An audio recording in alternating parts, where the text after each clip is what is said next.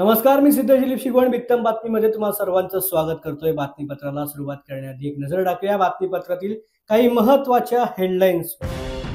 सैफ अली खान ह्याच्यावरती चोराकडून चाकूने हल्ला, त्याच्यावरती लीलावती रुग्णालयामध्ये उपचार दाखल, डॉक्टरांनी दिली आरोग्यविषयक अपडेट.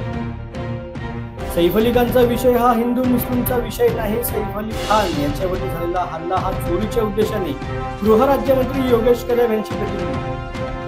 संजय राऊत यांना मानसिक आजार झाला आहे, नरेश म्हस्के यांची संजय राऊतांवरती टीका.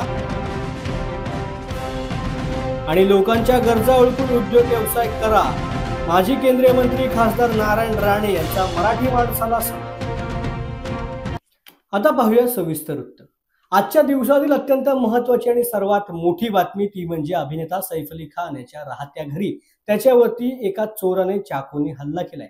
रात्री 2:30च्या सुमारास ही घटना घडली. त्याच्यावरती चोरी करण्यासाठी आलेल्या चोराने रात्री 2:30च्या सुमारास घरामध्ये घुसून चाकूने हल्ला केला. यामध्ये सैफ अली खान हा गंभीर जखमी झालाय. त्याच्यावरती 6 वार झालेत, त्यामधील 2 वार अत्यंत गंभीर असल्याची डॉक्टरांनी माहिती दिली होती. याची लीलावती रुग्णालयामध्ये सध्या शस्त्रक्रिया चालू होती आणि ह्याच पार्श्वभूमीवरती अभिनेता सैफ अली खान वरती जे उपचार करत होते त्या डॉक्टरांनी आपली प्रतिक्रिया दिली आहे, पाहूया.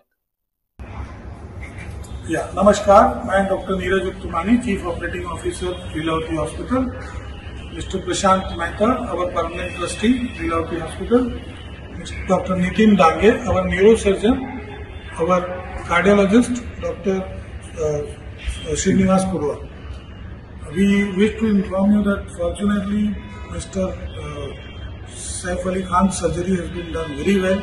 He is on recovery path. The operation is over. He has been shifted to ICU.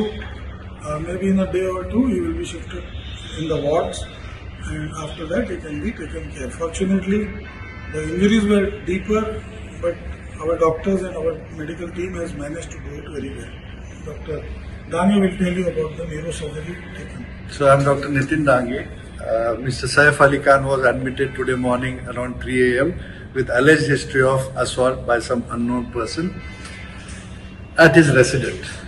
He sustained major injury to the thoracic spine due to a lodged knife in his spine. Surgery was performed to remove the knife and also repair the leaking spinal fluid.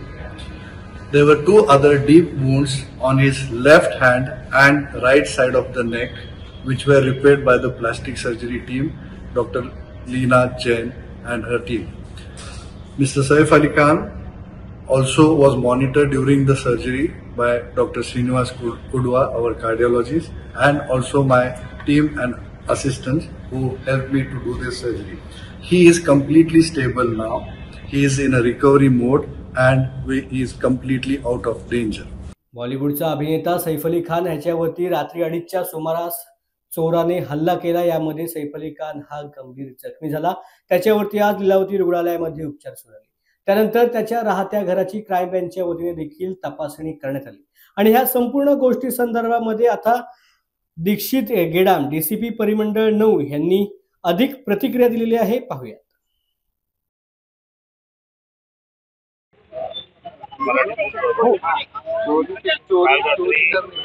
अभिनेता सैफ अली खान यांच्या घरी जी घटना घडलेली आहे त्या अनुषंगाने एक आरोपी याने वापर करून बिल्डिंग मध्ये एंट्री करून शिड्यांचा वापर करून अभिनेता सैफ अली खान यांच्या घरी एंट्री केलेलं असं निष्पन्न झालेलं आहे.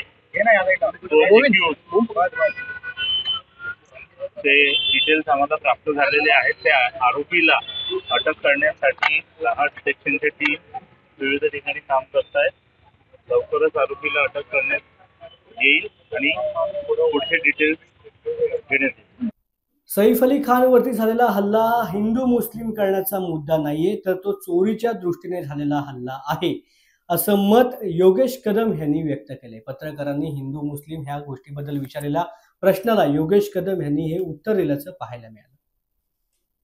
माजी मंत्री आहेत, त्यांनी भारतामध्ये मुसलमान कलाकार सुरक्षित नाहीत आणि त्याच्यासाठी हिंदू महासभा पाकिस्तानच्या अशा त्यांच्या वक्तव्याला आम्ही काही जास्त महत्त्व देत नाही. आपण भारत देशामध्ये राहत असताना हिंदू मुस्लिम हा विषय कधीच पेटवला नव्हता किंवा आज हिंदुस्थानामध्ये आम्ही वावरत असताना चांगलं सलोख्याचं आमचं हिंदुस्थानामध्ये वातावरण आहे. पाकिस्तानसारख्या व्यक्तीच्यावरती आम्हाला काही बोलायची गरज देखील नाही. सैफ अली खानवरती झालेला हल्ला हा फक्त चोरीच्या उद्देशाने होता. संजय राऊत यांनी गुंडांबद्दल बोलणं म्हणजे जगामधील 8वं आश्चर्य आहे. संजय राऊत यांची मानसिकता सध्या चांगली नाहीये. संजय राऊत यांना मानसिक आजार झालेला आहे. त्यांची पार्टी संपुष्टात आली आहे. त्यामुळे जे काही होतंय ते राज्य सरकार आणि सत्ताधाऱ्यांमुळे होत आहे. असा मानसिक आजार संजय राऊत यांना झालाय, अशी टीका खासदार नरेश म्हस्के यांनी ठाण्यातील पत्रकार परिषदेत केली. पाहूयात. संजय राऊत गुंडांच्या राज्याबद्दल बोलणं म्हणजे जगातलं 8वं आश्चर्य आहे.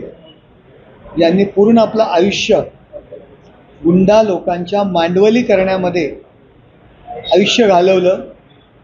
ज्यांची स्वतःची भाषा एखाद्या गुंडाप्रमाणे असते आणि त्यांनी गुंडागर्दीबद्दल बोलणं. संजय राऊत यांना मानसिक आजार झालेला आहे. त्यांचा जो पराभव झालेला आहे, त्यांची पार्टी जी संपुष्टात येत आहे, त्यामुळे जे काही होतं आहे ते राज्य सरकारमुळे सत्ताधाऱ्यांमुळे होतं, असा एक मानसिक रोग त्यांना झालेला आहे आणि त्यामुळे ते तशा पद्धतीने आरोप करतायत.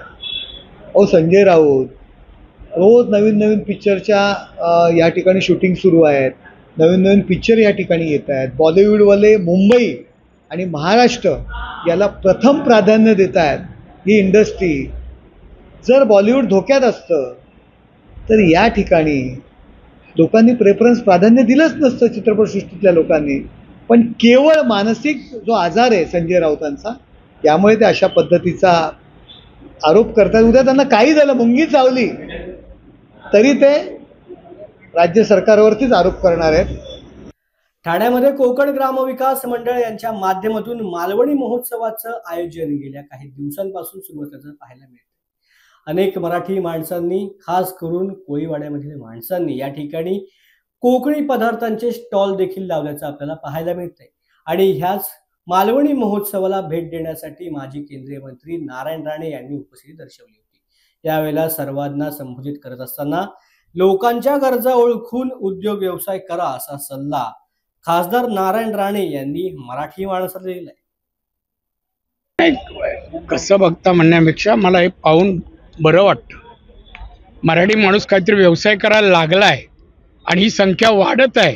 गेल्या 25 वर्षात मुंबई आणि महाराष्ट्रात अनेक महोत्सव होत आहेत आणि बाजारपेठेमध्ये हे मराठी माणसाची टक्केवारी वाढते आहे. नकळत आर्थिक क्षेत्रात पण त्यांची टक्केवारी वाढते. ही अतिशय चांगली गोष्ट आहे. 12 दिवसांचं बाळ घेऊन एक महिला शेतामध्ये काम केल्याबद्दल तिला शेतमजुरी मिळावी यासाठी आझाद मैदान या ठिकाणी आंदोलन करते. हे संपूर्ण प्रकरण काय आहे जाणून घेतलंय वित्तम बातमीने. पाहूयात. 12 दिवसांचे बाळ घेऊन मी आझाद मैदानात शेतात मजुरी केलेल्या कामाची मजुरी मिळावी यासाठी आंदोलन करण्यासाठी, न्याय मागण्यासाठी आहे. शेतामध्ये काम केल्यानंतर जर मला मजुरी मिळत नसेल तर सरकारचे अच्छे दिन कुठे आहेत असा सवाल त्या सीमा काळे नावाच्या महिलेने सरकारला केला. अहमदनगर जिल्ह्यामधील सीमा काळे आणि त्यांच्यासोबत इतर 30 ते 35 शेतमजूर महिला आपले प्रश्न घेऊन आंदोलन करतायत. सीमा काळे यांचे 12 दिवसांचे बाळ या आंदोलनामध्ये चर्चेचा विषय ठरलाय. मैदानामधील धूळ आणि शेजारी सुरू असलेल्या मेट्रोच्या कामाचा कर्णकर्कश आवाज, हा संपूर्ण त्रास त्या 12 दिवसांच्या बाळाला सहन करावा लागतो. महिला पोलीस त्या बाळाच्या आईला सांगत होत्या की बाळाला कशाला घेऊन आला. त्यावरती ती माता डोळे पाणावत म्हणाली, आम्ही शेतमजूर पारधी समाज, आम्ही कुठेही राहतो. त्यामुळे आझाद मैदान काय किंवा रस्त्यावर काय, आम्हाला कुठेही राहण्याची सवय या सरकारने लावली. यांच्याशी बातचीत केले आमचे प्रतिनिधी रमेश अवताडे. शेतमजुरांना शेतमालकांनी पगार न दिल्यामुळे आपल्या बायका मुलासह हे शेतमजूर आझाद मैदानामध्ये आपल्या मागण्या घेऊन आलेले आहेत. सोबत त्यांचं लहान बाळ पण आहे. त्यांच्या काय मागण्या आहेत, त्या मालकांना पगार का दिला नाही याबद्दल त्यांच्याशी केलेली मुंबई वृत्तम बातमीने चर्चा. बोला. आमचा पेमेंट दिलं नाही अशोक भन्साळ. काय दिलं नाही कारण काय? ते बाळ लहान होते आमचे, त्याच्यामुळे ते काय म्हणले की तुम्ही पगार काय सगळा उडवू नका, हे राहून द्या, तुम्ही तुमच्या लेकरा बाळाला पुढे भविष्यात कामाला येते, तुमची पोरं शाळेत जायला पुढे पैसे लागते तुला, तसं म्हणल्याच्या नंतर मग मला विश्वास पटला. मला घर नव्हतं काय नव्हतं, मग ते बाळ बघा, त्याला बाळ दाखवा. बघा, लहान बाळ आझाद मैदानामध्ये आलेलं आहे. ह्या बाळाची सरकारला काही चिंता आहे का ना? आझाद मैदानामध्ये उपोषण चालू आहे यांचं. जरा हे बघा, बाळ बघा, हे बाळ घेऊन इथं आलेले आहेत. हे यांचे मजूर अजून काय बोलतात, तुमचं काय म्हणणं? मी काय बोलू शकतो, तेव्हा पेमेंट दिला नाही, तेव्हा पोलीस स्टेशन मध्ये घेऊन जाऊन मारहाणची धमकी, खोटे नाटे केस टाकायचे धमकी देत होते. किती महिने पगार तुमचा बाकी आहे? 2014 मध्ये जॉईन झाले. 5-6 महिने पेमेंट केलं आणि त्याच्यानंतर थकीत राहिलं पेमेंट. काय म्हणले की त्यांच्याकडे शाळा होत्या, गाया होत्या आणि हे पैसे तुम्ही असंच खर्चून टाकता, तुमच्या लेकरा बाळाचे शिक्षण करायचे, तुम्हाला घर बांधावं लागन किंवा मुलांच्या लग्नासाठी पैसे बँकेत पडल्यावर तुमचे पैसे येतात आमचे. तुम्ही किती वेळ मजुरी करायचा, कसं काम करायचं? कोर्टात जशी केस केली सर, ऐका ना, आम्ही जशी कोर्टात केस केली तसं त्यांनी आमचे जित्राबा 6 गाया 30 शालडा ह्या मुलीच्या त्यांनी काय केलं, आम्हाला म्हणजे याच्यामध्ये पोलीस स्टेशन मध्ये बोलावलं. या मुलीला आम्ही सगळे जणांना बोलावलं तिथं आणि मागून आमच्या 6 गाया 30 शालडा त्यांनी मागून येऊन गुंड्यांनी उचलून डुंगरवालनी सुदर्शन डुंगरवालनी गुंडे आणले. खुली खाली करा आणि तर तुमची चित्राब देऊन तर देणार नाही. लहान बाळ सोय कुठे होती, कसं करता येतं, काय सोय सोय म्हणजे फक्त 12 दिवसाचं बाळ आहे माझं, मला येणं गरजेचं होतं. कारण की गीते साहेबांनी मला खूप वैताग दिला तिथं, प्रल्हाद गीतेने खूप वैताग, माझं तिथं ऑप्शन उचललं नाही. डायरेक्ट मला गीते साहेब काय म्हणले की तुमच्यावर दरोड्याची केस टाकू, आम्ही तुमच्यावर आम्ही खोटे नाटे केसी टाकू तुमच्यावर. त्याच्यामुळे मी त्या भावाने गुरण नेले तरी अजिबात मी त्यांना काहीच बोलले नाही, गेले नाही. फसेपर्दी हा विषय सरकारकडे गंभीर आहे. सरकारने अद्यापर्यंत या फसेपर्द्यांच्या समाजाला न्याय दिला नाही. गृहमंत्री आर पाटील राज्याचे गृहमंत्री असताना त्यांनी फसेपर्द्यांच्या बद्दल सगळ्या केसेस पाठीमागे घेण्याचं सांगितलं होतं, तरी आज यांना आपल्याला 12 दिवसाचं बाळ घेऊन मैदानात यावं लागतंय. सरकारने यांच्याबद्दल त्वरित काहीतरी निर्णय घ्यावा, नंतर हे उद्या आक्रमक होऊन आंदोलन तीव्र करतील असा इशारा यांनी दिलेला आहे. रमेश आवताडे, वृत्तम बातमी. अनैतिक संबंध आणि प्रेमामध्ये अडसर ठरणाऱ्या आपल्या पतीचाच निर्दयी पत्नीने जीव घेतलाय. दापोली तालुक्यामधील गिम्होणे गावचा रहिवासी निलेश बाक्कर आणि त्याच्या पत्नीने म्हणजे स्नेहा बाक्करने दारू पाजून आपल्याच पतीचा अंत केलाय. ही दुर्दैवी घटना दापोलीमध्ये घडल्यानंतर संपूर्ण दापोली हादरून गेले. कशा प्रकारे नेहाने आपल्या प्रियकराच्या मदतीने ही हत्या केली पाहूयात. दापोली शहराजवळ गिम्होणे येथे निलेश बाक्कर आणि त्याचा भाऊ या दोघांचीही पारंपरिक केश कर्तनालयाचा व्यवसाय आहे. मृत निलेश आणि त्याची पत्नी नेहा बाक्कर यांच्या अनेक दिवसांपासून घरगुती कारणांवरून वाद सुरू होते. त्याचबरोबर आपल्या पत्नीचे बाहेर अनैतिक संबंध आहेत असा संशय देखील निलेश आणि त्याच्या नातेवाईकांना होता. मात्र आपल्या वाटेमध्ये अडथळा असलेला आपला पती निलेश याला कायमचा संपवण्याचा कट त्याच्याच पत्नीने प्रियकराच्या मदतीने आठवड्याभरापूर्वीच रचला होता, अशी धक्कादायक माहिती पोलीस तपासात समोर आली. आपला पती बेपत्ता असल्याची तक्रार देणाऱ्या पत्नीला पोलीस निरीक्षक विवेक अहिरे यांनी चौकशीला बोलवलं. त्यावेळेला या प्रकरणामधील संशयित आरोपी पत्नी नेहा बाक्कर ही जात असलेल्या हॉटेलमधील कामाचे टायमिंग आणि तिने पोलिसांना चौकशीमध्ये सांगितलेलं टायमिंग यामध्ये तफावत आढळतात पोलिसांचा तिच्यावरच संशय वाढला. यावेळेला तिला पुन्हा एकदा चौकशीला बोलवण्यात आलं. बुधवारी पत्नी नेहा हिला पोलीस पथकाने ताब्यात घेतल्यानंतर पोलिसी हिसका दाखवताच तिनेच खून केल्याची कबुली पोलिसांसमोर दिली. यावेळेला कारमध्ये बसलेला निलेश आणि पत्नी नेहा अशा दोघांचेही सीसीटीव्ही फुटेज तपासात पोलिसांच्या हाती आले. या हत्या प्रकरणामधील संशयित आरोपी नेहा बाक्कर हिचा पालघर येथील एसटी चालक प्रियकर मंगेश चिचगर याच्यासोबत काही वर्षांपासून प्रेमसंबंध होते.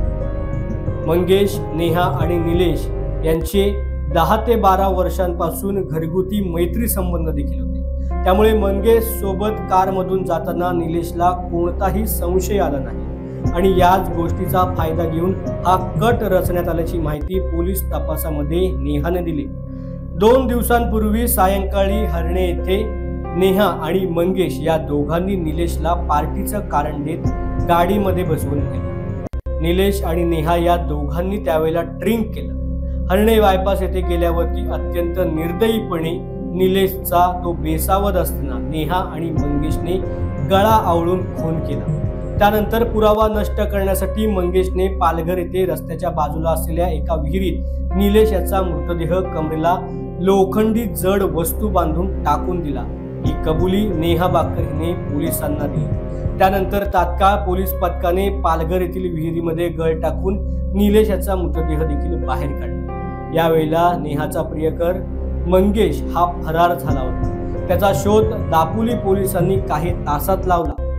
दापोली एसटी डेपोमधून एका बंद गाडीमध्ये तो बसला असल्याचं त्यांच्या निदर्शनास आलं। बुधवारी मध्यरात्री उशिरा पोलीस पथकाने त्याला ताब्यात घेऊन चौकशीनंतर अटक केली।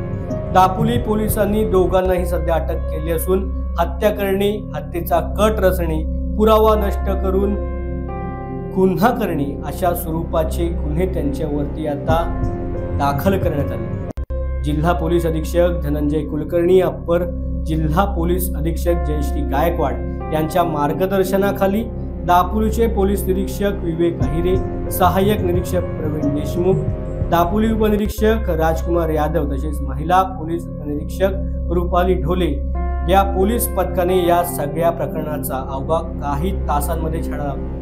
परंतु यामध्ये दुर्दैवी मृत्यू झालेल्या निलेशला न्याय मिळावा अशीच मागणी आता गावकऱ्यांकडून केली जाते।